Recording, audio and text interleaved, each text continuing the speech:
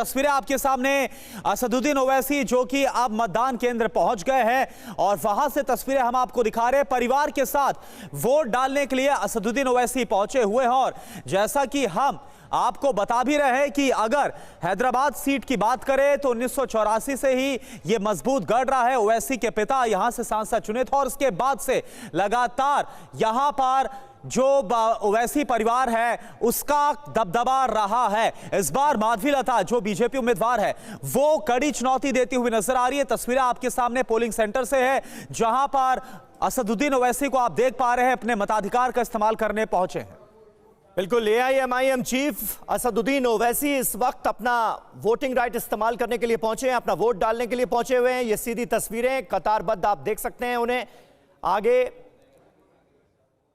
ये देखिए, इस वक्त असदुद्दीन ओवैसी अपना वोट डाल रहे हैं, पूरे परिवार के साथ वो वोट डालने के लिए पहुंचे हैं। और इससे पहले हमने देखा था माधवी लता जो कि बीजेपी की कैंडिडेट हैं, उन्होंने अपना वोट डाला और मतदाताओं से ये अपील की कि ज्यादा से ज्यादा संख्या में अपने घरों से जरूर बाहर निकलें और अपने मताधिकार का करें इस्तेमाल। असदुद्दीन ओवैसी अब वोट डालने के लिए पहुंचे हैं पूरे परिवार के साथ। उनके परिवार की कई महिलाएं भी उनके साथ नजर आ रही हैं जो कि वोट डालने के लिए इस वक्त पहुंची हैं। हैदराबाद वो सीट जो कि गढ़ मानी जाती है AIMIM का। हैदराबाद की जो 7 विधानसभा सीटें हैं उनमें से 6 विधानसभा सीटों पर AIMIM का कब्जा है। 40 सालों से एक मजबूत किला ओवैसी परिवार का हैदराबाद। क्या वहां पर इस बार बीजेपी कोई चुनौती AIMIM को दे पाएगी? ये अपने आप में एक बड़ा सवाल है। माधवी लता जो कि बीजेपी की कैंडिडेट हैं, इसी सीट पर टक्कर दे रही हैं असदुद्दीन ओवैसी को। उन्होंने भी अपना वोट डाला है। उनकी तरफ से भी चुनाव प्रचार के दौरान बड़े बड़े दावे किए गए। असदुद्दीन ओवैसी के भी कई बयानात बहुत सुर्खियों में रहे। रैलियों के दौरान असदुद्दीन ओवैसी ने जो भाषण दिए वो सुर्खियों में रहे। तो देखना होगा कि हैदराबाद सीट का समीकरण क्या इस बार कुछ बदलता है या एक बार फिर अपना दबदबा कायम रखते हैं असदुद्दीन ओवैसी। क्या लगता है नूर मोहम्मद?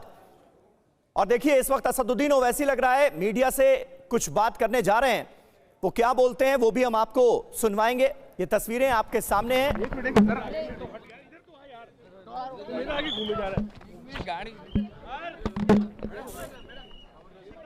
तो असदुद्दीन ओवैसी वोट डालकर बाहर निकल चुके हैं और तमाम जो मीडिया के लोग वहां पर मौजूद हैं, जो पत्रकार मौजूद हैं, वो उनसे बात करना चाहते हैं। ये सीधी तस्वीरें आपको दिखा रहे हैं।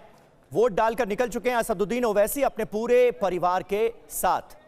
और जिस तरह से लगातार हम आपको बता भी रहे हैं, और देखिए सिकंदराबाद का सीधा रुख करते हैं। जी किशन रेड्डी वोट डालने के बाद मीडिया से बात कर रहे हैं। सबको मिला है। सर, बीजेपी का क्या एक्सपेक्टेशन है? अभी वो सर आज बोलना नहीं बोलना मुझे मगर मेरा ख्याल से मैं 100 मिनट से बाहर आया हूँ।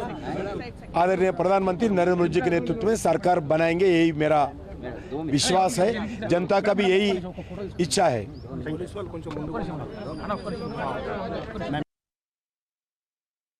तो जी किशन रेड्डी को आप सुन रहे थे। एक बार फिर से विश्वास जताया गया कि मोदी सरकार एक बार फिर से बनती हुई नजर आएगी। इस बात का विश्वास जी किशन रेड्डी की तरफ से जताया गया वोट डालने के बाद। ओवैसी को सुन लेते हैं।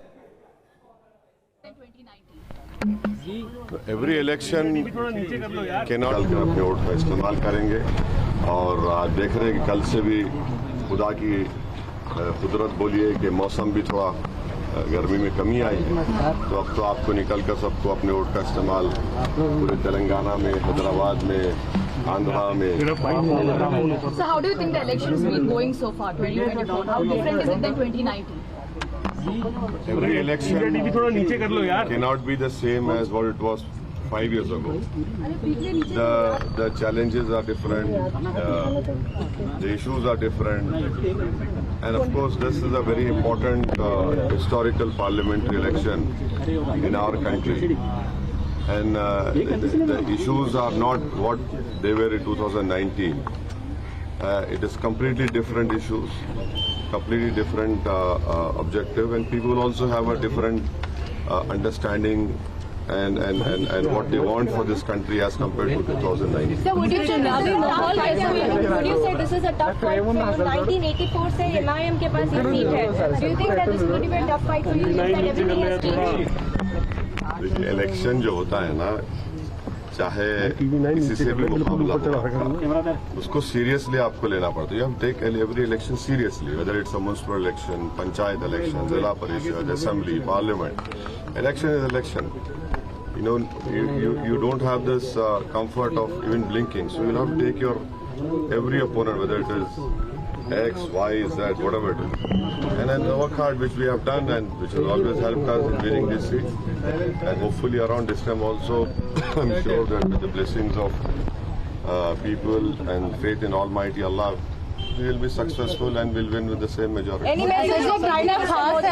Any message for Prime Minister Modi? Sir, BJP says they're going to remove 4% quota. That's their main focus here in Hyderabad. Any message for the BJP and Prime Minister? The message would be, people would be, people who do not agree with the BJP's ideology, people who do not agree with the venomous statements that the Prime Minister has given about one particular minority community and non-performance of his government.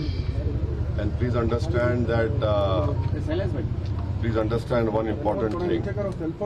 What Mr. Modi had done with Agniveer, he is now going to go ahead and do it if he comes back in power with BSF, with CRPF, with Railway Protection Force and SSB. 4 years of service, you're out.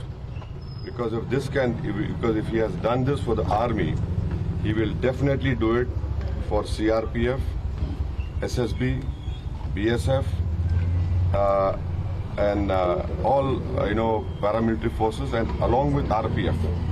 So this people must understand. It has not come out.